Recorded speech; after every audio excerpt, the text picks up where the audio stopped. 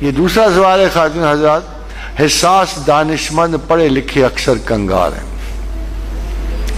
جبکہ ان پڑھ جاہل کروڑ پتی ہیں. اس تقسیم میں اللہ کی کیا حکمت ہے؟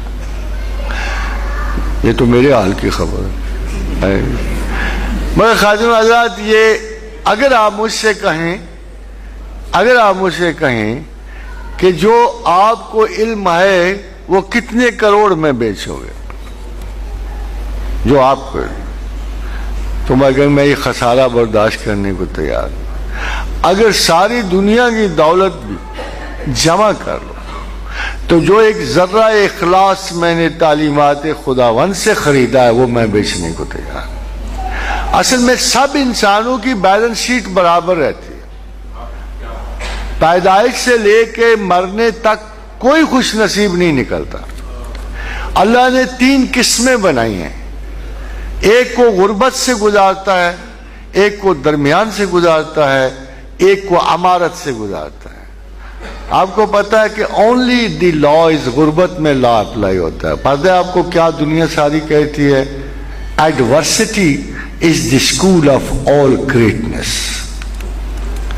امارت کے بارے میں نہیں کہتی، یعنی کروڑ پتیوں کے بارے میں نہیں کہتے کہ علم و حکمت و سیادت کروڑ پتیوں سے نہیں نکلتے، بلکہ ساری دنیا میں ایک ہی قانون ہے کہ عظمت غربت کے گہواروں میں پیدا ہوتی ہے. اب بتاؤ کون سے گروہ اچھا ہے؟ اب آپ بتاؤ. ایک دفعہ ایک بہت معزز شخص آگے میں، انہوں نے مجھ سے گلہ کیا کہ پروفیسر صاحب میں پرویز مشرف کے دور میں 2 ارب روپے کا مجھے نقصان ہے. تو میں نے ان سے کہا کہ تجھے بچپن یاد ہے؟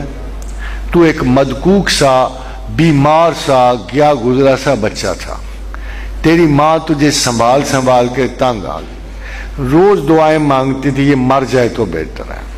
پھر تیری اس جسم کی کمزوری کی وجہ سے تیرے ماں باپ کو اللہ نے نواز دیا، تجھے نواز دیا، تو ارب پتی ہو گیا اور تیرے بہت سارے اربوں میں سے 2 ارب کا نقصان ہو گیا. اب بتا تو پریشان کیوں ہے؟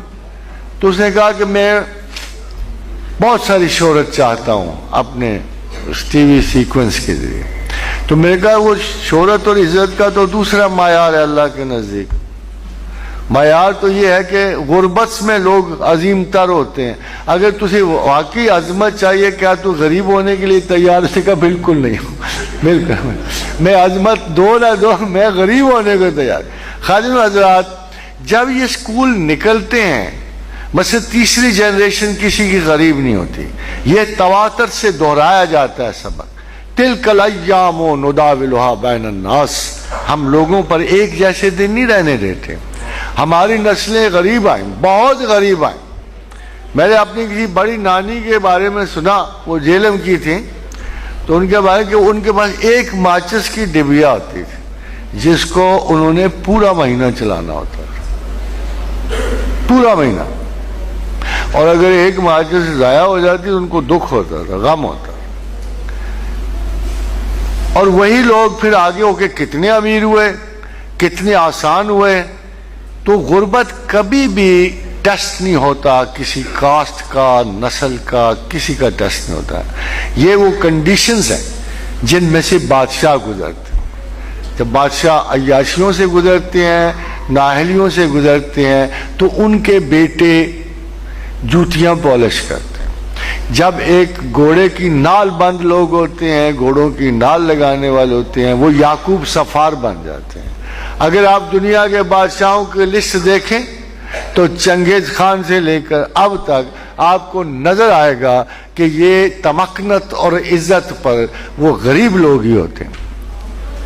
یہ ظہیر الدین محمد بابر کو آپ نے دیکھا، تنہ تنہا بچہ 12 سال کی عمر میں یتیم ہوا. 12 سال کی عمر میں بھاگ کے بابر نے اپنے تسک میں لکھا کہ میں نے ایک لشکر کو صرف پتھر مار مار کے ہلاک کیا اور میں اکیلا تھا. یہ سارا غربت و امارت کا فرق نہیں ہوتا، کریکٹر کا فرق ہوتا. غربت میں اللہ زیادہ طاقت دیتا ہے کریکٹر کو. امارت سے نروس ٹینشن ہی نہیں سہی جاتی. ہائپر ٹینشن ہی نہیں سہی جاتی، نیوروسس نہیں سہا جاتا، سائیکوسس نہیں جا، کیونکہ ان کی ریزسٹنس ہی ڈیولپ نہیں ہوتی۔